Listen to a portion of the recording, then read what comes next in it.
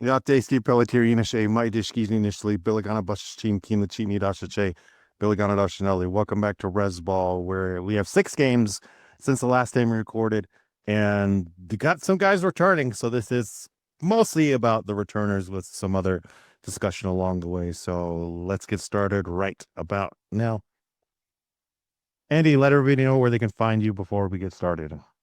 You can find me on Twitter at D_D_Pistons_fan. Well, Ivy finally returned. It's been 6 games now. That's what I want to lead off with because we've been, hinting at it. And honestly, I did have some Ivy segments planned, which I'm glad we didn't get into because now that we actually have actual minutes and seen him out on the court again with through 6 games, small sample size, we understand working back from injury. But what do we think so far of Jaden Ivey in 6 games for this Detroit Pistons squad? I am so confused. Um, I mean, he hasn't looked great. He's had some spurts where he's scored like, I think in one game he played like 10 minutes and scored like 14 points or something. But outside of that, he hasn't looked good. He doesn't look confident. I don't understand why he would have this much of a minutes restriction, but he would still be playing. It's like if his role is going to be this limited, can't we just wait until he's healthier that he could do more? Um, and I think some of the rotations haven't helped either because it's put a bunch of people just in weird situations. But if we just want to stick to Ivy, I would say he doesn't look ready. And if he's going to get ready, then we're just going to have to play through this. And I know people don't want to hear that because they want to just win games and everything to fit and click, but you're just going to have to play him, which again doesn't make sense if he's capped at 15 minutes. Like, I just don't see what they're trying to accomplish. Yeah, I totally agree. It's just weird. It's like if you're going to play him 15 minutes or less, really under 20 minutes, it's like, why? He's not that kind of a player. And I thought he was supposed to be part of your long-term plans and like you should already know what you're going to do with him. He just seems kind of lost out there. Um, like I'm glad that I've mainly seen him shoot threes and things, but you can tell he's still kind of sluggish, still really bad on defense. I think that's the main thing with me too of like, why are you playing him this little? Because he's just getting taken advantage of on defense too much when he's already been a bad defender. And then if he really is still kind of getting his legs back and working in, it's just not a good combination either for the team or for the player. I just don't understand, like you said, why play him this few minutes if it just seems like he's not ready, like you said. So why do this? I don't get it either. And they were, I mean, they were kind of consistent at first in terms of he would play alongside Cade or he would play alongside Dennis, and then they would give him a stretch where he was the primary ball handler, and it'd be like 5, 5, and 5. That's basically like what he was playing. But for me, it's like, why would you have him play 5 minutes in like three different roles instead of, and I think they only did it for one game, but it made sense to me, like just be the backup for Duncan Robinson at the two and just put him in for that, have him do that role and just basically plan on shooting threes. But it's like sometimes they have him with Kate, sometimes they have him without Kate, sometimes they have him, he's the primary handler. And if he's not confident, nothing is consistent. I just think they could have kept him in a role that would have made it simpler and easier. Even if they're like, your job right now is just to space the floor and be a catch and shoot. Like, don't worry. But it was just confusing. I don't think he's sure what he's supposed to be doing. And then when you also have a couple of other injuries that change people's roles, I just think for the whole team there was a little confusing stretch. Yeah, I've got to mention this at the top, but we're recording this December 1st, 2025, right after the victory against the Hawks. So, all the things we're saying in the 6 games we've seen Ivy, we'll probably have to return to this in a month just to give it more time and space. Because if in a month, like, it's still this weird role, then yeah, like alarm bells should sound and we should be like, whatever. And I think I forget how many games it took for them to reintegrate Asar. Obviously, a very different injury, but still, it's a good timetable of them being like, okay, now we can lift some minutes restriction. You would think the medical team would do pretty much the same thing of like, okay, we clear him to get back in game. Okay, we don't give him that many minutes. Now we can just let him go fully. So it will be interesting to see if they handle Ivy in kind of similar fashion with when or how they lift the minutes restriction as well. The other guy that finally came back is Tobias Harris. I'm gonna lead it off just by saying I don't think they can trade Tobias now. I mean, he's done really well. We've talked about him kind of as salary filler. He's an expiring contract, but I mean, this team is really good, and I do want Isaiah Stewart to start over him because like when we saw that with Tobias out, that lineup looked good. Stu looked like he'd really fit in that role. He did help out Duren a lot, and then the Stu Asar combination with the Duncan Robinson and Cade already being a lead on defense, like it just seemed really good. But I mean, Tobias is just doing everything great. He might be an elite like corner 3-point shooter now. Every time he shoots a corner three, it just seems like it's going to go in. And that's one thing that this team absolutely desperately needs. Maybe Stu could do that too as well. They haven't really like let him do that as much. I've said PJ Washington, but I mean PJ Tucker when I talk about Stu as an elite corner 3-point shooter. Like if Stu can just do all that he does already on defense and become just a corner 3-point shooter, like he would be an upgraded version of PJ Tucker, who helped the Bucks win a finals, by the way, and just been a fantastic defender for most of his career anyway, second half after he came back from overseas trip. But Tobias has been doing that really well. Still playing great defense, even tonight against the Hawks where he didn't really have it going. I mean, Tobias, when the offense stalls out, they can go to him in the low post. They don't do it that often, but it is a nice feature to go to. And just with what we saw Tobias do in the playoffs last year, and this team being in first place, we still don't think that will be like where they finish, but top five is like easily obtainable if they just don't mess with the formula here. And the goal now should be playoff success. They've already jumped a couple steps. And with where Tobias is at, it's like it would have to be a monumental trade, like the Jimmy Butler one last year, or something like that. Now I think for them to be like, yeah, we should move Tobias because otherwise, the thing that's keeping them afloat, other than Cade Cunningham, is the depth. Everybody's been able to step up at some point, and Tobias does fill a little holes here and there that the team needs. It sucks that he isn't expiring in an older guy because that are two things that like should be like, okay, we'll move you out of the starting lineup, and also, oh, you're easy to trade. But the defense, the corner three ability, his post moves and things where he can just get a bucket when everything stalls out, like those things are necessary, and he's just playing so well. I agree. I don't think you can move him. I don't think you can actually, I don't think they can do a big trade because, well, I still don't think they're like as good as their record. Like they've played a lot of bad teams. I think they're going to have more losses when they play some better teams. But I will admit they are much better than I thought they would be. Um, Part of that is just I think Cade is a closer who wins them games that are, He leads the NBA in fourth quarter points. yeah, I mean, so you want to put him in the MVP conversation. That is why they're winning games because he is that guy. And some nights we're playing teams who don't have that guy, and he's giving us the wins because he's like, I'm not going to lose to this team. They can't stop me. Even if I've had a bad night, even if there's no spacing on the floor, I'm going to get to my spot and I'm going to shoot this jump shot, or I'm even going to drive it in and just finish over people. Like, he's been outstanding. And so, because of that, I don't think you can really make a trade outside of moving Karis LeVert or using the TPE, using that traded player exception, and bring someone in for basically second round picks or whatever.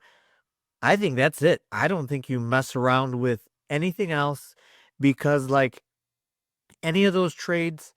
So if you wanted to trade Ivy, I'm fine with that. And the reason being last year's success and this year's success has been without Jaden Ivey. Even though it's only 6 games, he has not been contributing really to the winning formula. Now, am I saying that I would trade him? No, I would not trade him. Not right now, not yet. I need to see more. But I could see them saying, okay, he's a movable piece. Fine. Outside of that, who are you going to move that has any value? I don't see it happening. So peek behind the curtain. I'm a little bit of a control freak. And he's jumping the format here. We'll come back to the trade stuff here in a minute. But yeah, it's a very interesting discussion now because of where the team is at. So we'll return to the trade discussion. But it's hard not to talk about trade discussions when talking about Ivy and Tobias because number one, Tobias, everybody's laid it out from people that want Laurie Markkinen to anybody that proposed Zach Levine or anybody else. Tobias has the money that fills in for a big salary. And he's an expiring guy. We don't think he's going to be here in a major role past this season. So, sure, that makes sense. And then Ivy, you just said it. They've had all the success without him. So, yeah, of course, he should be tradable. And he's still young enough to have some kind of potential that ups his price. So, yeah, it's really hard not to talk about trades with these two. But we'll return to like more specific stuff here at the end of this episode. To get back to the format, and I apologize. Yeah. Just like it's funny. It's funny. If it really bothered me, honestly, I wouldn't say anything because I'm one of those people that like if you piss me off, I'm just like it's not worth it. But getting back to Tobias, I think he's basically untradeable. And we can't really make a trade, a significant one without his salary. He has to be what's going out because I can actually see him being brought back next year as the backup power forward just to keep the same team chemistry, presence, everything going. You've got a winning formula. You don't mess with it unless you feel like it's a big improvement. Many great evaluators have said this. I don't agree with Andy. Everybody's tradable. It just depends on the price and what they offer. So it is what it is. Our next segment is what do you think of this rotation? Now, we pretty much have full health, although Duncan Robinson did miss tonight. Just on a side note here, ladies and gentlemen, tonight is what it looks like when there's no Duncan Robinson. Ugly, some ugliest basketball we might have seen all season from the Pistons. Terrible. I mean, poor Dennis Jenkins was trying to shoot threes. He was 0 for 8. Somebody else was 0 of 5 tonight. Let me tell you who that was. Okay, it was 0 4 from 3. Tobias was 1 of 5 from 3. Stu was 0 of 1. Ivy was 0 of 2. Ron hit one of his 2 threes. And then Karis LeVert 3 of 4 from 3. Just like, well, yeah, you need Duncan in this rotation. But other than that, now that we pretty much have full health, what do you think of this rotation, Andy? Until the last game, which Karis didn't play, Duren didn't play, but Karis not playing to me is significant because when Duren doesn't play, we kind of know JB's routine. It's going to be Stu at the 5. He's going to play B-ball Paul backup 5, which has done an outstanding job anytime we have brought him in. He has been fantastic. And there was a tweet that talked about his three-point shooting and how his three-point shooting coach didn't work with anything about his mechanics because it's like, it's unique. We just want you to put the ball in the same spot every single time. And if you can do that, fire it with confidence and just do what you do. And he has done outstanding. So when we look at the guard rotation, I'm not. We said it when free agency happened. We didn't understand the fit for Karis LeVert, and I'm not trying to like bash him because his numbers have been okay. I mean, 3-point shooting, he's having one of his best career years ever. I don't believe it's sustainable. That's just me, but I don't think he's the right fit. I prefer Dennis Jenkins getting all the backup point guard minutes. When Cade is not on the floor, Dennis has to be the backup point guard. I think we've gotten away from playing around with Asar being like the primary handler, which I would like to get back into that. And maybe part of it is when he hurt his ankle that he's not. I don't know. The rotation stuff, because we have too many players that JB doesn't want to just sit guys, he needs to because the guys can't find a rhythm when their role is changing and their minutes are inconsistent. And if you know you're on a short leash, you're hesitant. You start questioning what you're doing, and you're wondering if this bad pass or this missed shot is that going to be what cost me my minutes in the second half. I don't like it. I like it when guys know their role, know their minutes, know their routine, and if someone is struggling after a few games, you take their spot, you replace them with someone else. But just saying like, "Oh, we're going to roll with whoever's hot," I don't like that. Yeah, I mean, you and I talked about it a little bit before we started recording, but Annie and I are like in lockstep with Karras. And it's not just because of like the off season and the fit and whatever. I mean, Karras has got to go. He can't be in the rotation anymore. I'm sorry for two reasons. Number one is Dennis Jenkins. You just said it. Dennis should be getting all the backup point guard minutes. He's earned it. He's been fantastic. And proof of it was today or tonight where the Pistons played the Hawks. Dennis is playing in the fourth quarter. In crunch time, he gets the ball to end the game when Kate inbounded to him. Dennis also played 26 minutes tonight versus Karras is 24. So JB is leaning more towards Dennis Jenkins. The other reason Karras LeVert needs to get out of here is Jaden Ivey. Like, are you going to, he's supposed to be part of your plan. You want him to progress forward. And Karras isn't going to be here in 2 years. He might not even be here next year. I mean, if they just work out salary filler and stuff, right? In a trade and all that things. But I mean, it doesn't make sense to me. I understand that Karras shot the three ball well tonight, and it was one of the big differences. But the only reason he's shooting threes is because he has to. What else is he doing if he's not shooting threes? You don't want him dribbling the air out of the ball. Everybody would hate him if he was allowed to be how he was like 2 or 3 seasons ago. And defensively, he's trying, like we said before, everybody on this team, the effort is good, but he's not somebody you want to be, out there in crunch time guarding other teams' best guys and best creators. So Karras, like they just, I'm sorry, I don't care how much you trust him, JB. I know they go back to Cleveland and stuff and whatever. It's just like, I think the best coaches realize it's time to move forward. And Dennis and Ivy give this team much more, dynamism or much more versatility with a Karras, or excuse me, with a Dennis who can play the one of the two alongside Cade, with an Ivy who, if he comes back fully, gets that driving kick, gets that pressure on the rim and free throw attempts and stuff that a Karras LeVert does not do. And now, my goodness, sign Dennis Jenkins to a full-time contract already? Like, what are you even doing? Right? Like, I can't believe that hasn't happened yet. They need to make that happen. It's ridiculous. The other things about this rotation to me, oh, I lost my notes here. Damn it, Ron, keep shooting. He's kind of like, I understand he's in a shooting slump, but any great shooter will tell you the only way to get out of a shooting slump is just to keep putting them up. Stop being gun shy. That's the only way you're going to get better at it. He's still a monster on D, and with his energy, I mean, like tonight, the Hawks, when they look at this film, they're going to be like, I think he's the reason we lost this game, is Ron Holland, just with the energy, being able to make plays on defense with the steals and just being a pest, like that kind of stuff, especially in your, what is he, like the 10th man, 8th man, somewhere in there. Like every team would kill to have a guy like that on a night like tonight where you just cannot score, nobody can hit a three, magically Ron gets a couple steals and scores. Let's see how many points he scored tonight. I forgot to look at that. Ron scored 17 points. Again, we're talking like 8th, 10th man, and he's scoring 17 in a game where nobody hit 100. Yeah, that's huge, gigantic. And he did go 1 of 2 from 3.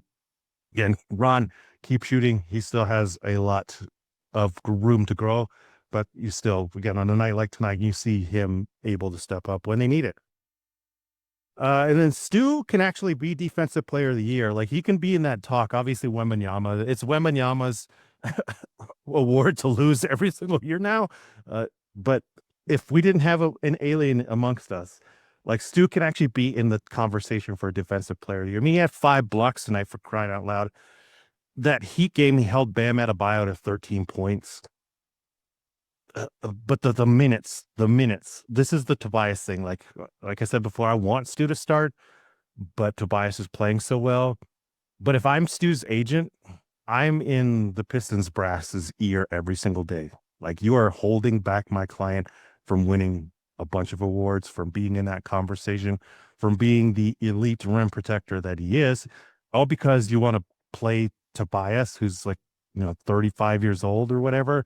And because you want to try and push Dur to the forefront, who's not half as good as Stu on defense, it's maddening because Stu is that good.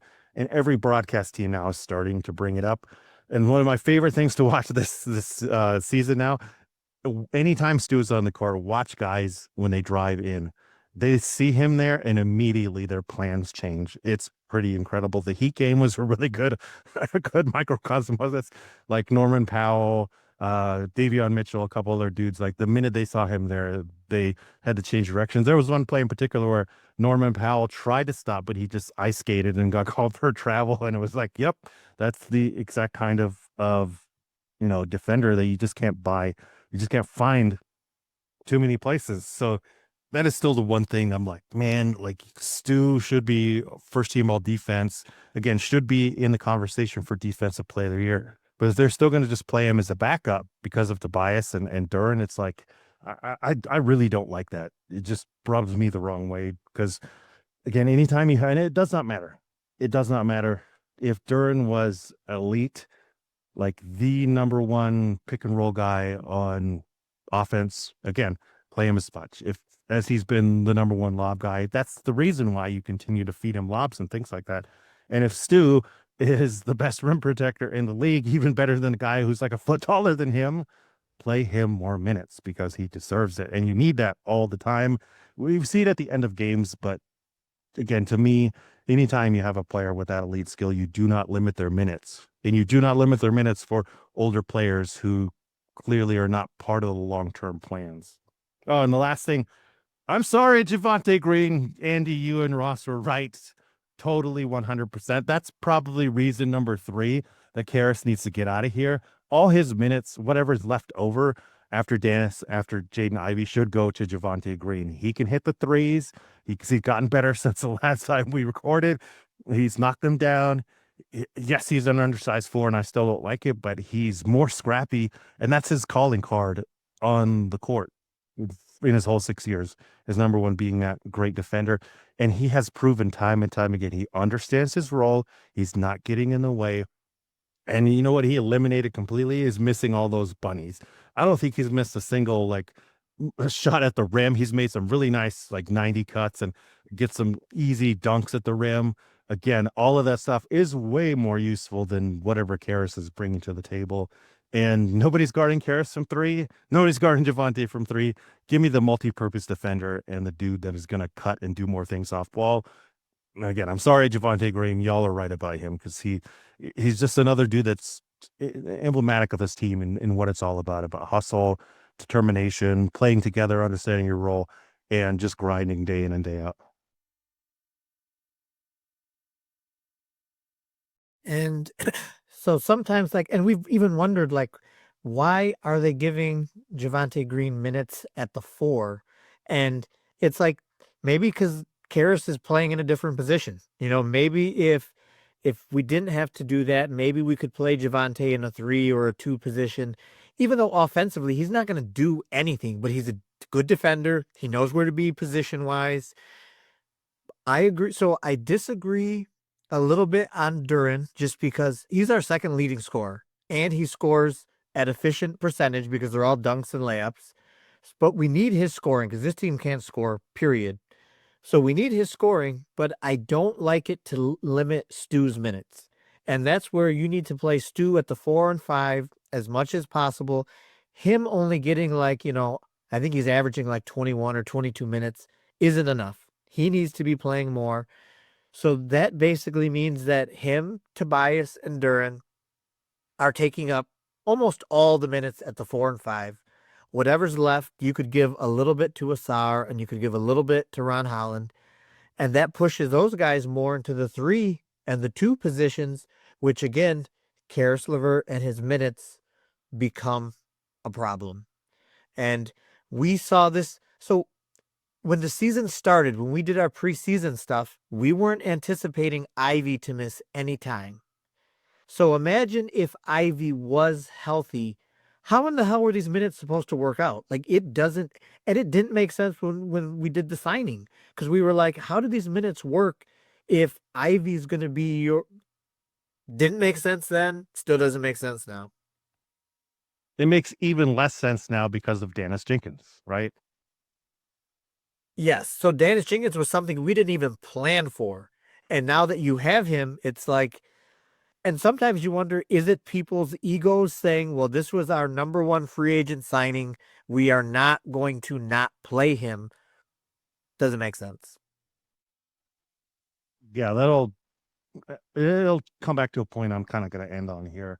Speaking of Jalen Duren, though, I cannot help but I cannot just shout out to Ross again from The Rock Never Stops on YouTube. Go subscribe to The Rock Never Stops on YouTube. He just did a live stream today. Does a live stream like almost every morning after a game or a couple of mornings. So check out Ross again. Great insights, great listen, great watch on YouTube. All credit to Ross for Ferdinand the Bull. If you did listen to our last episode, Ross made like 2 points that I think like are spot on with her. Number one is that he's Ferdinand the Bull. For those of you too young, or those of you who never saw Ferdinand the Bull, it's a cartoon about a bull who doesn't realize he's a bull. He still thinks he's like a sheep. He still thinks he's soft and gentle, and doesn't realize like when he needs to stand up and be a bull and throw his weight around and protect like that. There was also Lambert, the sheepish lion. It was kind of like the same thing, where Lambert, the lion, was raised among sheep, though, so he thought it was a sheep. And then when the wolves come, like he doesn't fire up like a lion. And the other one that Ross mentioned was that Jalen Duren is Michael Porter Jr. I think that's spot on. I think that's 100% spot on. MPJ, I don't want to give him any praise. I hate giving any praise. I think he's a dumbass who like should not have a microphone in front of his face, and nobody should listen to his takes on women and LGBTQ issues and stuff. Again, I do not agree with anything Michael Porter Jr. has to say, but as a basketball player, he knows how to get buckets, and he's just really good at scoring. But other than that, like, not a passer, definitely not a defender. I mean, go look at his stats on Brooklyn. I mean, he's getting buckets, man. But when you're asking him to be a primary dude, and when you see on Brooklyn now, oh, he's their primary dude, it's like, oh, they're not doing anything. Because again, he's just about buckets. Since we last recorded, Duren had, I think it was a 5-assist game against the Bucks. And it was like, oh, maybe the playmaking's coming back. After that, against the monster Pacers that sucked terribly. It's sarcasm, we could tell. Duren had zero assists against this terrible Pacer team. Tonight, against the Hawks, yes, his scoring did help the game for sure. 21 points, 11 rebounds. How many assists, how many steals, how many blocks did Duren have tonight, Andy? Do you know? I'll say a total of 2 if you combine That all. would be 2 more than he actually had. He had 0 assists, he had 0 steals, he had 0 blocks tonight. Again, the Michael Porter Jr.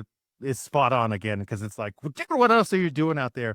Meanwhile, we just said Stu had 5 blocks tonight. Stu had to make up for all of Duren's shortcoming on defense. Also, go watch the last play that the Hawks ran where they tried to get the ball to Nickeil Alexander-Walker for the 3. Guess who they picked on the screen with Dyson Daniels and Nickeil Alexander-Walker? It was Jalen Duren. And Jalen Duren gave Nickeil the wide open 3. He just didn't hit it.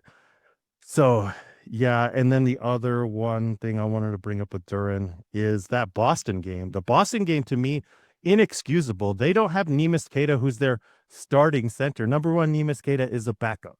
No disrespect to the guy. He's definitely an NBA player. But Boston this year traded away Porzingis. They said, we don't want a center because we don't need a center for this year. It's more of like a retooling year. So Jalen Duren in an NBA Cup game, I don't know how much they take that serious, but the NBA sure takes it seriously, against the front court of Luka Garza. And do you have any idea who the other center was in that Boston game, Andy? Because I do not, to be perfectly honest. I do not know. Let's see. So it was against Luka Garza and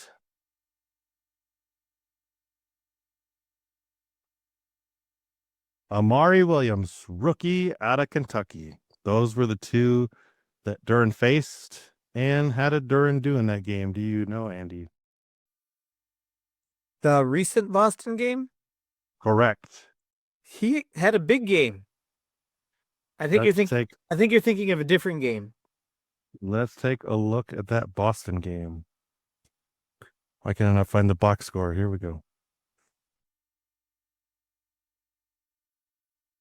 Duren had 12 points, 16 rebounds, 1 assist, 0 steals, and 0 blocks. Meanwhile, on the other side of the court, Luka Garza at least had 0, and Amari Williams had 1 point. So it's like, okay, thank goodness that there was nothing there. But you know why Luka Garza and Amari Williams had 0 and 1 point?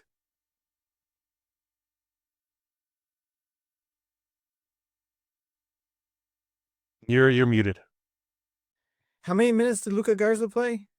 He played 11 minutes as the starting center, 11 minutes and 20 seconds. You want to guess how many Amari Williams played as his backup? How many? 15 minutes and 22 seconds. Why am I harping on this point, Andy? Because he should have crushed them. Yeah, and you know what killed the Pistons in the later stretch of that game that made them lose that game? The 3-point shooting. Well, sure, but what was the reason for the 3-point shooting? What was the lineup that Boston played pretty much from like the fourth quarter on? The centerless lineup. Yep, no center. I think it was Baylor Shireman.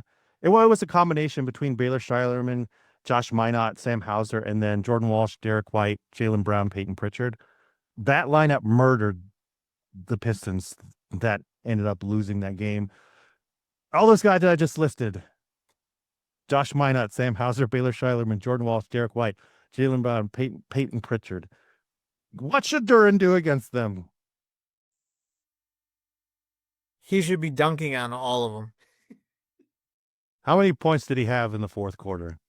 Oh, did he not score in the fourth quarter? If I remember correctly, he had 2 points. That's an inexcusable game. That's a game Duren should dominate. And yes, I understand. Again, I currently and proudly, beat my chest that I'm the Duren hater. But as I said last last podcast, anybody that doesn't want to re-sign him, like, I don't know what your problem is. It's the amount of money. If you're going into the season saying I want 30 million, then a centerless Boston Celtic team in a game that should matter in these cup games where you're facing Luka Garza and Amari Williams, and then a lineup with no center where your biggest competition down the stretch is Josh Minot and like Jordan Walsh. Like, you should crush them. Like, it should be nothing.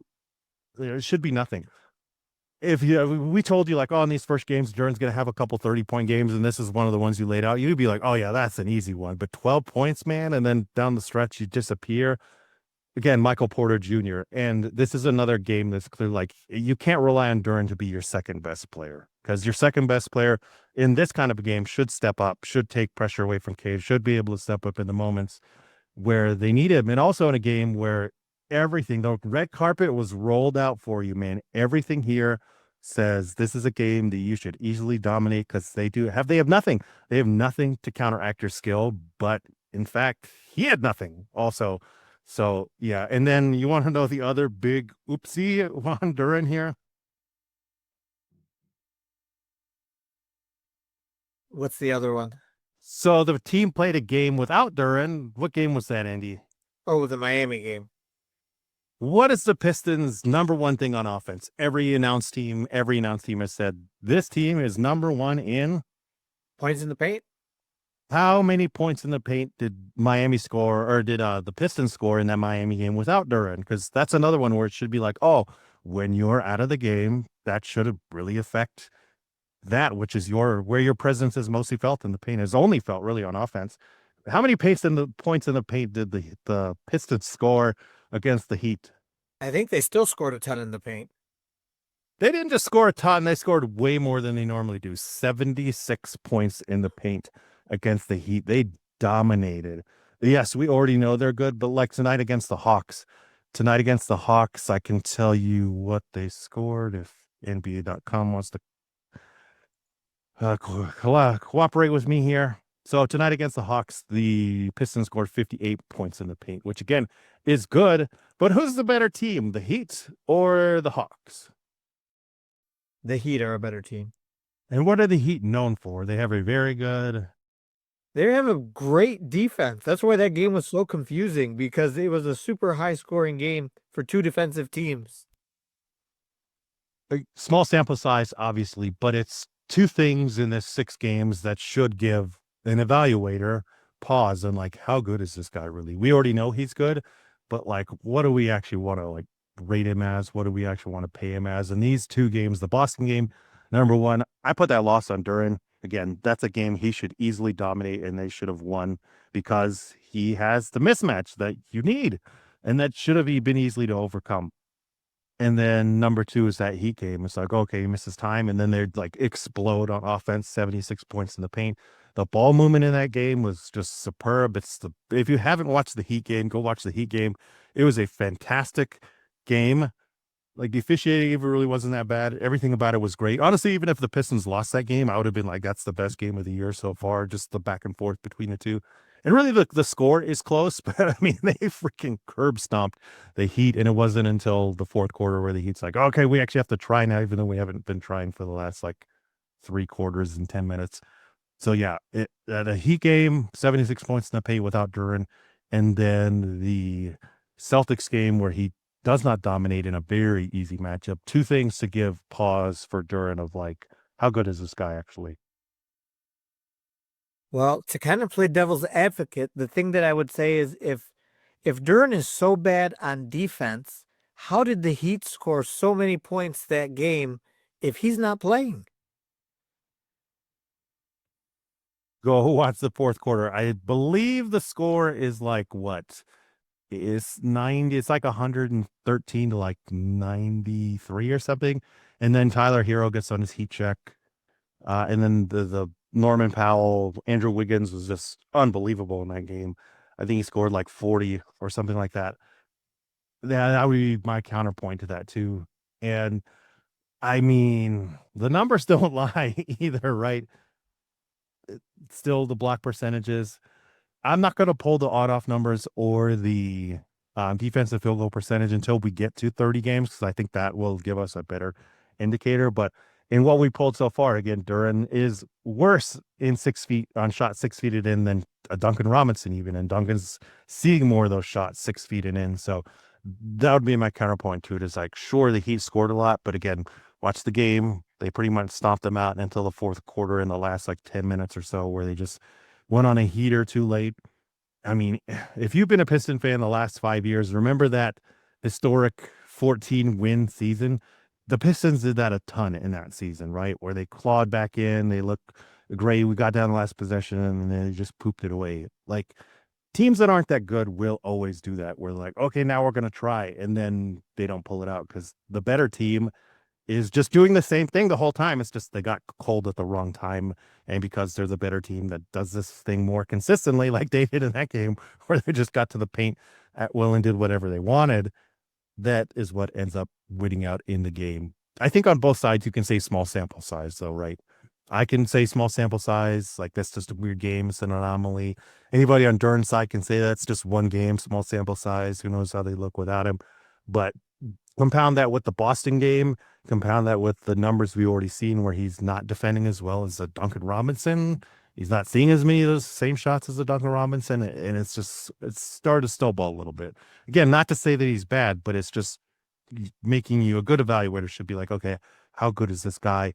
And Ferdinand the Bull, MPJ, again, Ross, I think is still spot on with that. Yeah, we'll wait and see when the samples get bigger because it's just it's and again, every game is so different because like if I'm his agent, I would be like, yeah, he didn't play against Miami and they put up like 130 something. He plays against Atlanta, they scored like 90 something. So, and I know it's not Duren's defense that is the difference, but it's like, what people would say in a small sample. Yeah, for sure. And by 30 games, we'll have run the gamut of every type of team at that point. The best of the best, and like Cleveland. And we won't. There's a weird thing. I'll just pause on this because we'll bring this back up probably at the 30 game mark. Like the best teams in the West, this team isn't really going to face until pretty much like post All-Star break. I believe both OKC games don't come until after the All-Star break. I think Minnesota comes in like February and then another in March. And then the Denver one is the same thing. I think one comes in like end of January, beginning of February, and the other one doesn't come until in March somewhere. So that's the one that I will say. I do think finals types teams, this squad is really only going to see Cleveland and then maybe like fake finals teams like New York or one of those where you really I think you could say, oh, they'll end up in the East, but at the same time, it's like, well, it's the East right now, and really Cleveland is the only clear cut, consistent. Oh, we already know this team is this good with the ability to get to the finals. So at least by 30 games. So I believe they will have seen the Lakers. Again, they've seen the Heat now. So 30 games, I think, will give us a better sample size of an array of teams, as well as just more numbers and getting an idea, a better idea of, okay, who is more consistent at these things. And even though like a Duren might have gone on this great run with the points, even if a Stu might have gone on a great run with the blocks and things, what does it look like now that we've seen both the highs and the lows from everybody? Yeah, the East is looking so weird. Like anybody, any team could come out of the East and I would not be surprised. And I know that's a reason why some people want to make a trade, but I don't think that's the reason why you make the trade. But the East has been interesting because now Toronto's playing some pretty good basketball. So it's strange. Yeah, and like the Orlando game, we didn't really bring it up, but it's because it's weird too. Like that Magic team looked awesome, and then I realized, oh, Paulo didn't play. It's like, oh, that's kind of awkward. And I've heard off and on people give numbers of like, hey, when Magic not have Paulo, they look a lot better and more balanced, and it's that's just probably a good indicator of like what the East is like. It's just like, well, there's talent everywhere, but maybe like the fit and just the weirdness of it all is bananas, man.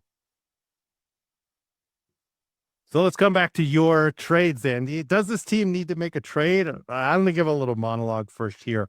I say yes, absolutely. This team needs to make a trade. Number one, for a 3-point shooter. We said it tonight without Duncan Robinson. It is ugly. And we've said it again and again and again since the offseason. Like, this team needs more shooting. But beyond that, in my monologue, what I've written out is the finals is actually not out of the realm of possibility now. And we just said it because the East sucks, man. After Cleveland, I mean, we saw them take it to New York, the Knicks, and the Knicks like barely scraped it out of there. Toronto, I don't think we're really scared of Toronto. Nobody, I mean, they're probably in the same boat as Detroit now, where people are like, oh, this is fun, but like, is it actually sustainable? And then Atlanta, we've already seen we beat them twice. Orlando split the difference between the two. Cleveland, they stomped us. So that's the one that you're like, whatever.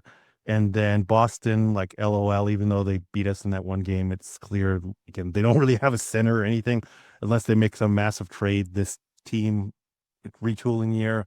Philly, LOL, hope dies always. And then Chicago, Milwaukee, Charlotte, Indiana, Brooklyn, the Wizards. The Wizards, Brooklyn, Indiana, forget it. No possibility. Maybe Milwaukee's the one that claws back into it because without Giannis, they're obviously like just a bottom of the barrel team. So number one, yes, this team needs to make a trade because the finals really is not out of the realm of possibility. And number two reason this team needs to make a trade is they have a traded player exception, which was created when almost said Dennis Jenkins, when Dennis Schroeder went to the Kings. The Pistons were able to work out a traded player exception of 14.3 million. We brought it up off and on here. That means they don't even have to trade a player. They don't have to ruin their depth. They can just trade a pick or a couple picks to get somebody like a Corey Kispert, to get somebody like Keon Ellis, like a very useful role player that fits in, gets the needs that they want with like a Keon Ellis. Then you can extend him and slot him into a role that he can be in here for a couple years. Even like a Herb Jones fits into this TPE. I'm not sure if he's ineligible now because technically PJ Washington used to fit into this. And I was wrong when we did that episode where I was like, oh, because he signed an extension above a certain dollar amount and above a certain percentage, he is not eligible to be traded this season. So I'm not sure if Herb Jones, that same things applies. So we'll come back to it. But these type of dudes where again, they fit perfectly into the ethos of this team. They fit perfectly into the rotation. They can continue to grow with the team. So those are two things of like, man, the East is wide open. Oh, they don't even have to trade a player if they don't want to. They just need to find the right dude. But the thing I'm going to end with is the reason they need to make a trade is in order for Trajan to be a good GM, he needs to be proactive, not reactive. What do I mean by that? Think of Sam Presti, think of Tim Connolly, think of John Horst, think of Brad Stevens, think of Bob Myers. Sam Presti run the Oklahoma City Thunder. He is proactive, even when they're like, I'm not so sure about this. Like, maybe we should wait on Josh Giddey. He's like, no, get him out of here. Let's bring in a why am I blanking on his name all of a sudden? The guy they traded for Josh Giddey.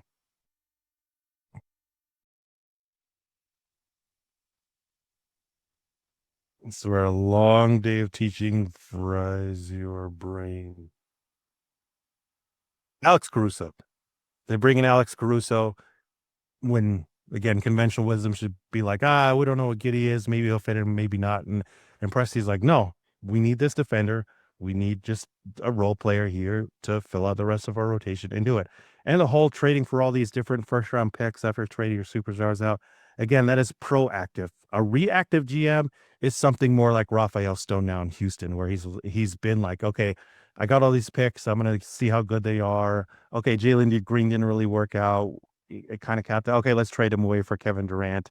And even now, they didn't go out and get a point guard after the Fred VanVleet injury. They weren't proactive in that. Now they're just like, okay, we'll just see what we have. We hope Reed Shepard is here. And now he's in a reactive state to where it's clear they need a point guard. They didn't go out and try and do something. Tim Connolly is another one where all the way through the Denver rebuild, he was just like, let's just gain assets. Let's just get dudes. And then when Jokic started to get better, it was like, okay, now we know how to build around him. We're a small market. Let's continue to collect first round picks so we can draft like Christian Brown. We can draft Julian Strother. Oh, we have a Paul Millsap here. Let's go out and try to find somebody else and then go get an Aaron Gordon. Like, these are proactive moves. It's not like he wasn't like, okay, let's get as good as we can with the dudes we have. He was like, no, let's find people that can elevate us and go forward. Even if nobody else sees it, they're ahead of it and they're proactive in this. John Horst as well. You can criticize the Bucks all you want, but they have been proactive in Giannis's whole stay since Giannis became two-time MVP. Dude, from Drew Holiday to the Damian Lillard trade, even though it didn't work out. Even with the Kuzma thing, it's like we're trying to always get out ahead of it and always remain competitive in the trade market to be somebody that shows to Giannis. Like, we're not just going to sit here. We're not going to figure it out first and then react to it. No, we're just going to get out ahead of it. We're not going to wait to see what Damian Lillard looks like. We're just going to do it now and get out of ahead of it so we have an actual player that we can move again and not waste like a year here. Brad Stevens, again, another really great one. Not just with the championship roster of being like, let's push all our chips in and go get a Derek White, which is a genius move. Let's go push all our chips in and get a Kristaps Porzingis. Let's go push all our chips in and get a Drew Holiday, like all those things. And it was like, we already know what this looks like. Let's go do it. And then he did it again with this team of like, who cares? Everybody got injured. Porzingis, we kind of feel like he's on the downturn. I've heard this from a lot of people too, of like, if Boston trades away somebody, you should say, I don't want them, because maybe that means they're kind of done. They did it with Marcus Smart. They did it with Robert Williams III. And now this year, they seem like they've done it with Drew Holiday and Kristaps Porzingis. We're like, we already know we don't want to be stuck with this money. Let's get out ahead of it and spend a year to retool and things like that.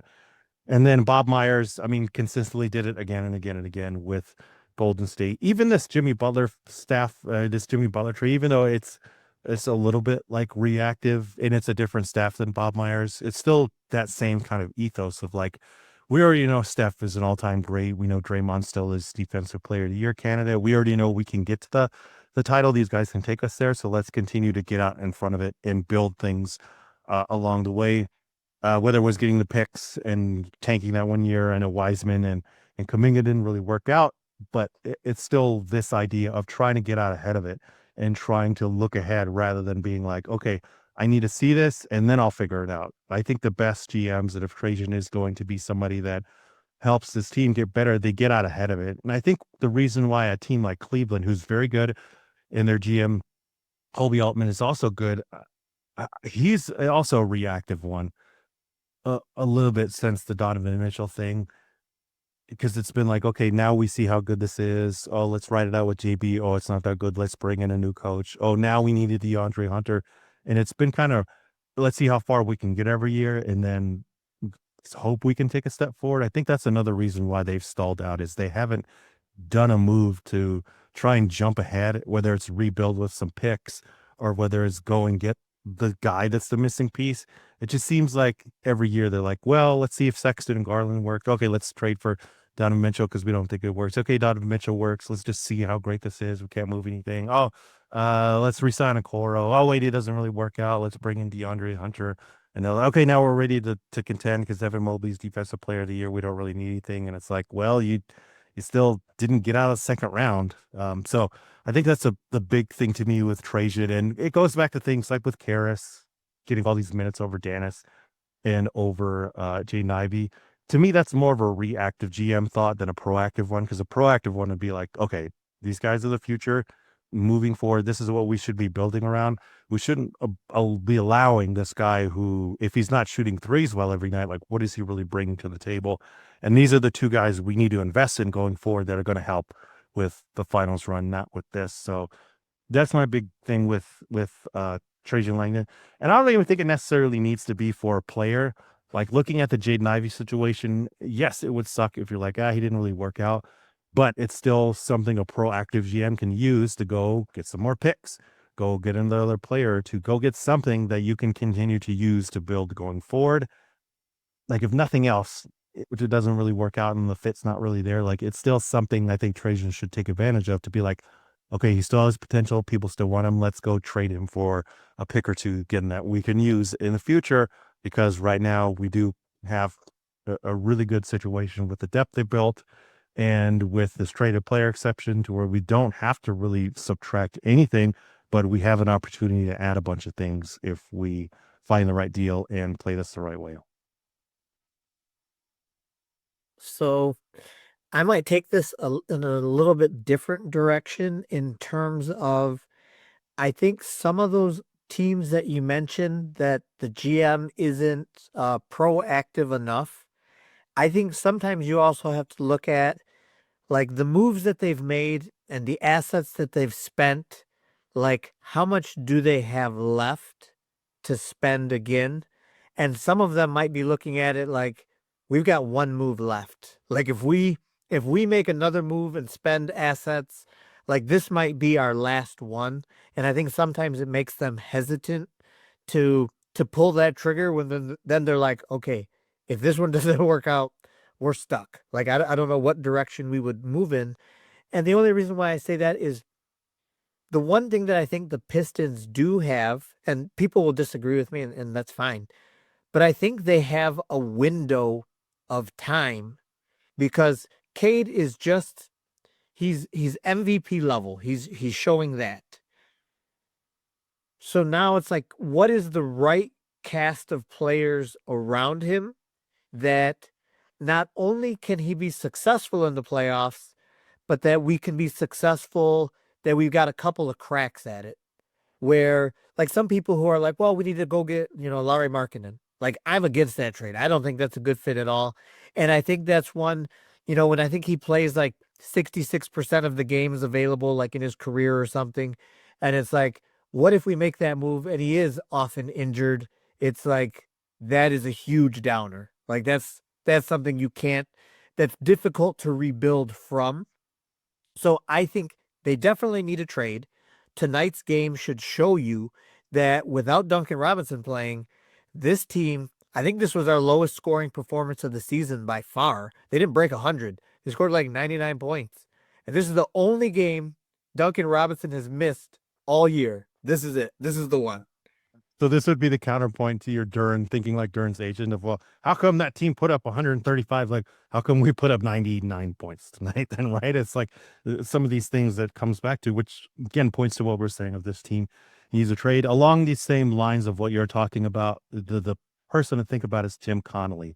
Tim Connolly's maybe the best at being proactive, came immediately into the Minnesota situation. What did he do? He traded for Rudy Gobert. And then he traded Cat for Julius Randle, which so many of us thought, like, what a stupid move. And even the Rudy Gobert one, I'm like, in 2 years, it's going to be disaster for all those picks they traded and stuff. Nobody knew Ant was that good at that point. Nobody thought Ant would get them to a Western Finals. Not even once, but now twice. But Tim Connolly knew. Tim Conley knew this guy is this good, and these are the exact kind of players I need to surround him with. And with Cat being a fantastic offensive player, he already knew, okay, this doesn't work. And even though Julius Randle might be a funky fit, it's still a lot better for financial reasons, for basketball reasons, and we'll get something else in return also coming back from it. That's what I'm talking about with Trajan. Trajan, and why I bring up Tim Conley. He did it in Denver, and now he's doing it in Minnesota. These are small market teams, especially Minnesota. Ain't nobody want to go to Minnesota. It's like Kevin Garnett, MVP, one of the best defenders of all time. Like his team sucked because nobody wanted to go there. The only way they went there is because they were at the end of the career like Sam Cassell, or nobody wanted them like Latrell Sprewell. No offense to those guys again, but it's just the reality of a market like that. And why Tim Conley is so good at it is understanding that reality and realizing this is how I can work even with these limitations and work in this market. Trajan needs to be able to do that as well and not just sit here and be like, we'll see how good it is. Because at the end of the day, I do think it will end up being like the Cleveland situation because for the most part, that is what it seems like they're doing. It's like, let's just develop our guys internally. And then if they're not good, not as good as we want them to, let's, trade them out at the end of the year and try and move forward when you're just stuck in this, inability to make it to the finals, even in your own conference. So, kind of a tangent, but do you think he'll try to move Julius Randle while he has good value, or do you think he's going to keep him because of how important he is for their team? I'm not sure. Yeah. I mean, there would have to be I think at this point, they have to have like a really good deal. Like they're maybe the Devin Booker team, right? Like I could see something like that being something they would want to pursue since they don't really have a point guard anyway. Devin Booker's not really a point guard, but with him and Ant there together and with how Jaden McDaniels has taken a step forward, like Booker, Ant, McDaniels, whoever will play the forward, and then Rudy Gobert, like yeah, I don't want to face that team. So, what are you thinking for the Pistons? What is the move we need to make? I think it's still somebody like Keon Ellis or Corey Kispert. Those are the two names that like come to mind. Keon Ellis for me is number one just because he's a fantastic individual defender. He's still not signed to a long-term contract, and he's in the place where nobody wants to be anyway in Sacramento. And I do think he would be more easily obtainable, like one first round pick, maybe lottery protected, maybe a couple seconds, something, or even something like Marcus Sasser in a couple seconds to kick him out because they're not playing him either, even though everybody that has a basketball podcast that talks about the NBA at large is like, hey, Keon Ellis is really good. He's been one of the best individual man-to-man defenders on wings. Why does Sacramento not play him anymore? Why do they only play him 16.6 minutes per game, which is what they're playing him right now? And shooting splits for Keon Ellis right now, 46.2% from two-point range, 41.5% from three-point range. And the true shooting percentage for Keon Ellis is 58.1%. And any of the time where they played him more minutes, he's maintained that and excelled at that a lot. 6'6", about 180, 175. He does look slender. But again, if you're not familiar with Keon Ellis' game, go look at his game the last 2 years as well as this one. Just somebody that's way underutilized. He can handle the ball a little bit, but as a three-point shooter and a defensive specialist, again, this is exactly what this team needs, fits perfectly in with it, and is like what they were looking for out of a Nickeil Alexander-Walker. Doesn't really have the ball handling that a Nickeil would, but the way that Karras is playing, and they're playing in like 24, 25 minutes, it's a lot of Keon Ellis into that. You're not going to have all this dribbling the air out of the ball. You're just going to have him firing away threes at a better rate too, which is 71.4% three-point attempt rate for Keon Ellis. And he's going to knock him down at over 40% while playing incredibly tough defense. That's a guy that the Pistons, would need and would fit perfectly in here. So, I would agree that Kianos would be number one on the list. Uh, it's weird because, like, if you do listen to what people say, they're like, wow, he's got to get moved. Somebody's going to, like, pay for him because he's a good player. And Sacramento doesn't even, like, play him. It's interesting. Corey Kispert, I was happy because Washington had reduced his minutes. Then they upped his minutes for, like, back-to-back games, and he scored, like, 20 points twice, and then he fractured his thumb.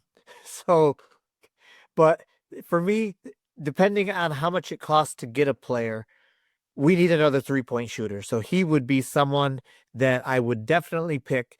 And again, maybe the team isn't as good now, but this is where I'm like, why doesn't Chaz Lanier get minutes? Like, we need a shooter. And I understand our team is so deep that he's not going to play. But even when someone mentioned that Sasser is in the G League now or with the Crews just to get some 5-on-5 reps in so that he can come up. But it's like, please don't tell me he sees the court. Like, where in the rotation would we put him in to take more minutes away from who? Yeah, and I just checked, and Herb Jones can be traded after January 14th. So he's not one of those that would need to be next off season. So that's another guy. He might be the top of my list just because he's an even better defender. I mean, like first team, second team, all defense kind of guy. And so far this season, Herb Jones is shooting 36.2% from 3-point range. He's also 6'8" or 6'7", depending on how you ask, around 205, 210. Again, another guy that fits perfectly in this lineup. If you don't know much about Herb Jones, too, he's had time at power forward, center. He's had time at guard. He can handle the ball. He is more in line with what they were looking for with a Nickeil Alexander-Walker, while being able to guard anywhere from like shooting guard to power forward, some point guards also. That might be the guy that I target because in the playoffs, if you have a lineup where you have Cade, Herb, Asar, uh, Tobias, you can throw Ron Holland in there. You can throw Javonte Green in there at the end of it. Stu, like especially just the 3-man line of like Stu, Herb, and Asar. Like that's monstrous. So that would be really, really, really hard for the other teams to match up against. Specifically, teams like New York. They already had a hard time scoring enough with Asar and Duren, even without the Stu there and Cade. And then when you go up against Cleveland, again, Sam Merrill's going to have to deal with one of them. Uh, Donovan Mitchell's going to have to deal with one of them. And then why am I blanking? DeAndre Hunter's going to have to deal with one of them. And Evan Mobley hasn't proven that he can step up and be like the number 2 scorer when you need him. Yeah, the Herb Jones one and Keon Ellis, while he's smaller, I think that's the kind of thing that they're looking for. And specifically Herb Jones with his ability to play on ball and play make, which New Orleans doesn't let him do enough now.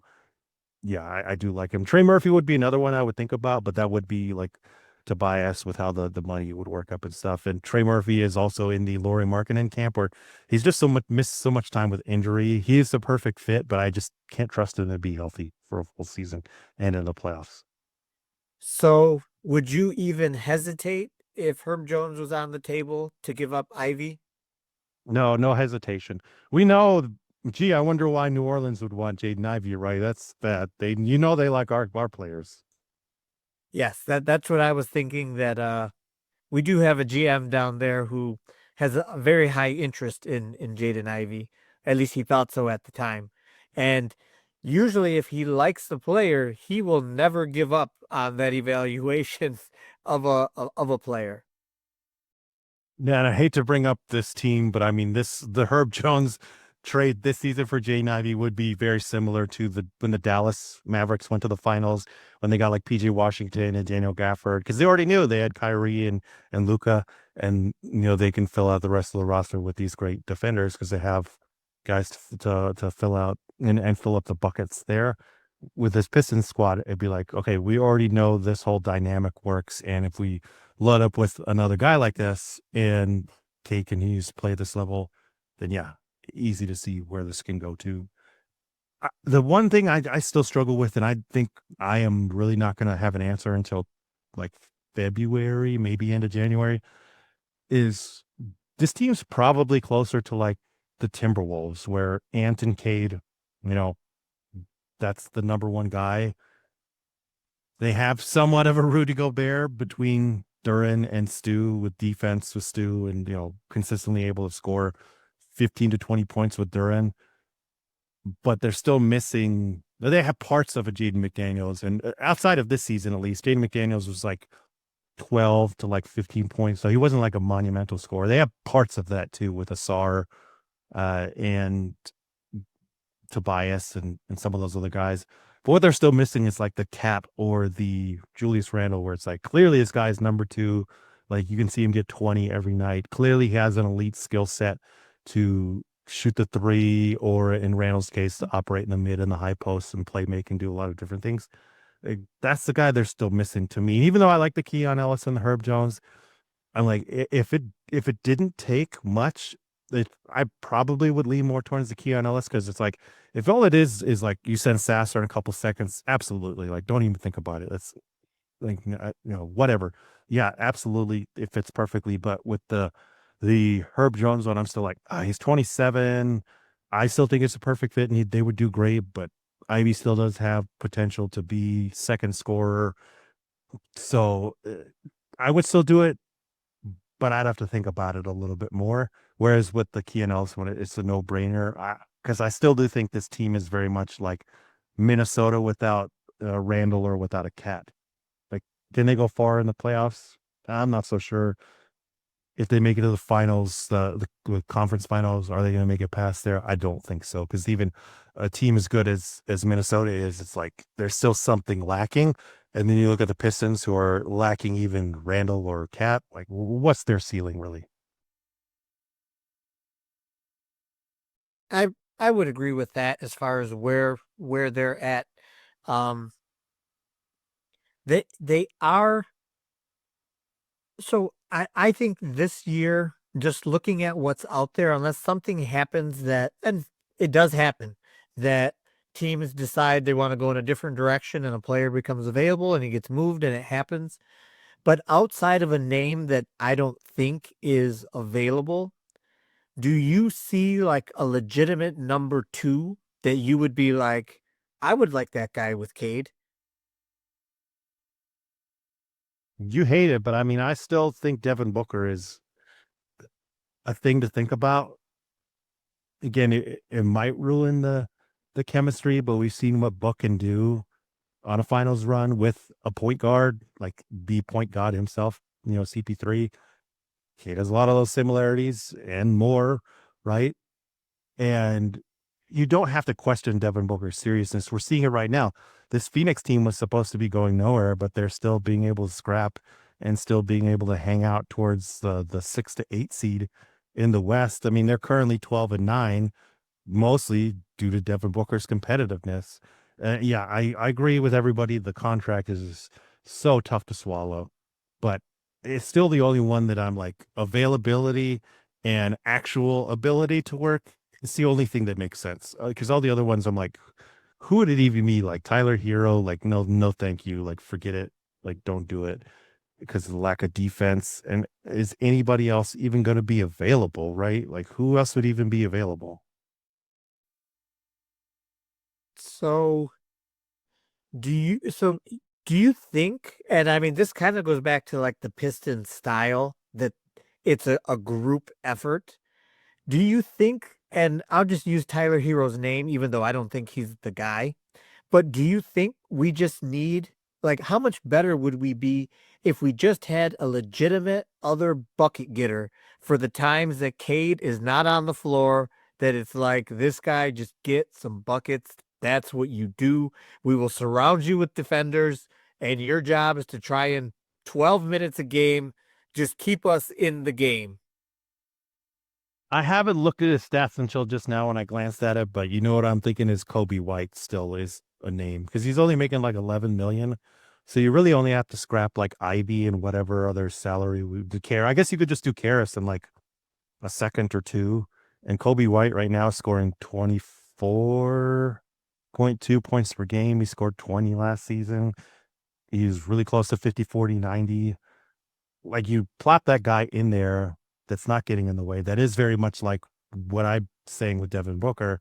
The defense is less, but the money is probably also going to be less. And he does more things off ball. Yeah, I think that would be like, I think that really is a case where a Cleveland would be like, uh-oh, especially for Cleveland and New York. Like, who's the other guard? Like, who's the best guard defender on the Knicks? Who's the best guard defender on Cleveland, right? Pick Cade or pick Kobe or pick Devin Booker, somebody at that level. Then it's like, okay, we got nothing for this. And meanwhile, we do have to deal with Duren's rim pressure. Tobias can still do all those things that Asar and Ron and all these other guys running around with energy. Yeah, I do think yeah, it still just seems like that's the missing ingredient. I think they're just so much more dangerous. And nights like tonight just wouldn't happen, right? I would like to think nights like tonight wouldn't happen because they have that other score. Because, like, a lot of times with teams that we're playing, it's like, sure, Asar might be on someone and doing his job, but then they're just going to their number two, and their number two is still getting buckets. And it's like when we played Boston, and and Pritchard has been like scoring a lot, not just against us, but against everybody. But when you do have other threats, it makes it harder than just locking in on one guy. Yeah, we don't have a Derek Brown. We don't even really have a Peyton Pritchard. I mean, Malik Beasley was the closest from last year, right?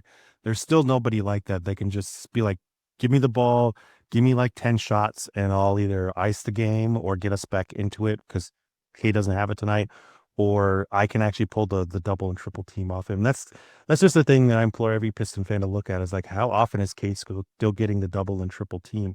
I mean, he's handling it well. Tonight he won the game when the whole freaking team tried to cover him and he just knifed through them and got the reverse layup. Like you just can't expect them to do that every night, and especially come playoff time like that. That cannot happen. Somebody's going to step up and take a charge, or somebody's going to step up and punch him in the face. Like that. That's the reality of what's going to happen in the playoffs. So you do need somebody else to pull away and to create on their own. Not to jinx us, do you think he can continue these minutes and this load for the entire season? No, I mean we brought it up with Ross. They need to just like back to backs when they're playing like the Wizards or the Pelicans or whatever. Like just rest this guy, man. I think they saw it with Duncan tonight too. I'm just gonna conjecture. I don't really think Duncan is like really super injured, but it's the same thing with him. He's leading the team in minutes. It's like you can't sustain this all season, man. He did finish a game in Miami visiting his friends, so maybe they were like, "We're going to give you the next one off," and he did Well, basically. He did win us the game basically with his performance. true. I mean, maybe he's still recovering from that too. That's his injury. He's just night out in Miami with your boys. All right, Andy, you got anything else for us before we get out of here? I, I'm just so happy, man. It is so fun to cover winning basketball, to have a legitimate MVP. And even though I don't agree with all of JB's decisions, it's just nice having a coach who cares, who's trying to win. And even though I think he does, and all coaches have their players that they just love, that they're gonna play, even though everyone else is like, "Why are you playing this guy?" That's okay. We're winning basketball games, so I can't get mad at him. Yeah, and I mean, even though K didn't have it tonight, he still scored 18 points. I'm pretty sure he scored 10 of those in the last like 10 minutes of the fourth quarter to win the game. 4-4 from the free throw line, 8 rebounds, 8 assists, 6 steals, 3 blocks. That's MVP. Like that's MVP right there. It's his the best players, even when they're low scoring games. You look at the rest of the stats, you look at the rest of the film, we're like, oh, they're giving it to him like in every facet of the court. Every time we're in a close game and we miss a free throw, I think about the podcast where you brought up the free throw shooting on this team. Yeah, I didn't want to bring that up because I do want to wait until 30 games because Duren's free throw percentage has gone down. Dennis Jenkins and Karis LeVert are not helping either. Like, oh my gosh, and Karis and Dennis bricked those free throws at the end. I was like, there it is. It's finally catching up to them. But Cade and the defense made sure that it didn't catch up to them tonight. But keep that in mind also, Piston fans. This free throw shooting it's got to get better, man. You want to take actually, should I take a look real quick and see what the disparage is still between the percentage and the attempts? Oh man. But yeah, every time there's free throw shooting now, I think about you and the numbers you showed, and I'm like, oh man, Steve was as usual onto this ahead of time.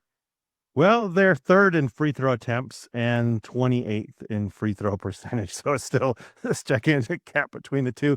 But this is from Basketball Reference. It hasn't even registered tonight's game yet. So it's probably going to be worse tomorrow. We'll come back to this later. And my goodness, somebody please just make this better. Even with Tobias back, it hasn't helped. He bricked a few, I think, in the Heat game as well. So, oh boy. I'm good, man. I'm good. All right. Yeah. Thank you so much for listening to us. We will catch you next time. Hopefully, the Pistons will still be in first place then. We're going to